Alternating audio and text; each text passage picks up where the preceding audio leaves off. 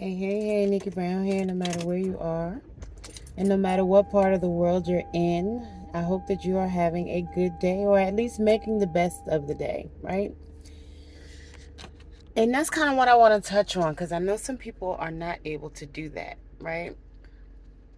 Um, and this can be triggering. So, as some of you may know, I did study to become a life coach. It was 9 months worth of coaching. In order to become a coach, you have to be coached, right? So a lot of things come up and out. Then I also became a yoga instructor, and that was a month-long training. We started at 5:30 a.m. and we didn't end until 9, right? For 30 days. And so I have all this healing that I've done, yet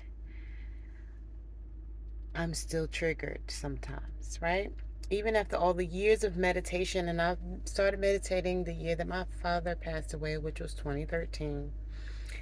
Um, kind of started thinking about doing it in 2012 and then actually started doing it in 2013. So my mindset was kind of already there, at least mentally and spiritually, right? And so I've come a long way, right? It's now 2023, right? So 10 years. Wow, I didn't realize it had been 10 years. And the number one represents new beginnings. So once you go 1 through 9, you basically start back over. So 10 is like 1 when you reduce it to the lowest. Um, anyway, that's gematria. Not going to really touch on that too much because I know that some people don't have their understanding of that. Although things like gematria, or some people study numerology, astrology, all of those things are in the Bible, but people aren't taught about those things. They're taught to fear those things. And so, um, again, I just won't get into it. But again, even after all the years of healing, I can still be triggered because the reality is spiritual warfare is constantly going on, right? There are people who don't want to see you do well, right? Or they don't want to see others do well. They don't want anyone to do better than them. Or they're in such a place where they want you to do what they do the way that they do it to make them feel comfortable, right? They don't want somebody to be too different from them. Like, even, being a vegetarian is triggering to some people. Um, again, talking about astrology, doing yoga, meditating, some of those things make people afraid because they don't understand it and they don't want to take the time to understand it either. And so when people get upset or sad, oh, some birds landed on my car. Wow.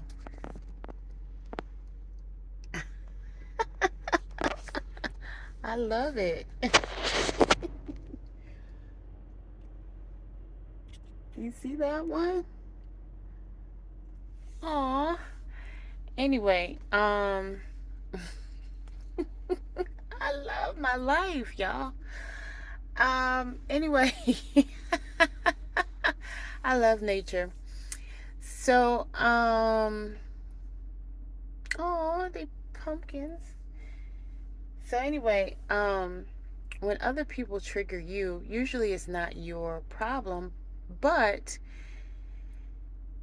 no, when people are triggered by you because you make them feel uncomfortable, it's usually not their problem. However, it could then turn around and trigger you. And when someone triggers you, you're supposed to set a boundary, right? And say, this is what my boundary is. And some people will still cross that boundary. Or when you set a boundary, it will make them upset and not want to not want to deal with you because they're used to people allowing them to get away with whatever and do whatever and not say anything. And in return, sometimes that people will be the same way, whether it's spiteful, vengeful, vindictive, mean, sad, glad, whatever that thing is. But there are people who don't want to do that, right? It's like, this is my boundary. You've crossed my boundary. So now I'm going to distance myself or go no contact altogether. And there are people who don't understand that, right? And they're like, well, everybody needs somebody, but everybody doesn't need somebody who's going to trigger them. Right? Whether that triggering is a result of something that happened in their childhood or something that happened after, whether it be elementary school, young adulthood, whatever it is. If someone crosses your boundary and you're not the type of person who wants to just fuss all the time or cuss them out all the time or seek revenge, the only solution that you really have is to distance yourself or go no contact. Now, in certain situations, that may not be easy to do because it could be your neighbor, it could be your teacher, it could be your coworker, it could be, you know, even a spouse, right? A sibling, a parent, right? You may or may not live with this person. And so it's not always easy to just go no contact. And especially if you live in the same house and you're walking around giving each other the silent treatment, that's very triggering and it's actually abusive.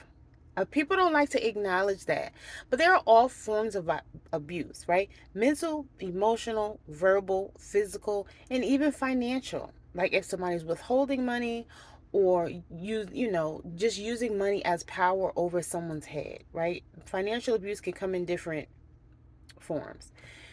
Um, but, you know, some people have a very jealous spirit and they're triggered easily at the slightest little thing.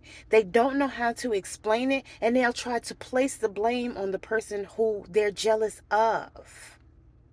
Right? One of my coworkers said some people just want power.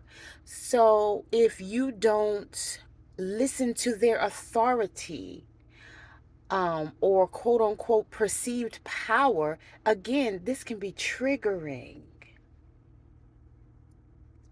And again, they'll walk around, with this chip on their shoulder, and they'll take that aggravation out on you or other people, and it doesn't make sense. No one can explain it, not even that person, because either deep down they don't know that they're jealous, or they do know that they're jealous, but they're never going to admit that. Right? They're never going to actually say how they really truly feel. They may hint around at it and say, oh, well, this person doesn't do this and this person doesn't do that, or this person did this and this person did that. But again, that's all inside of them and has nothing to do with the object of that aggression or who they're projecting that energy onto.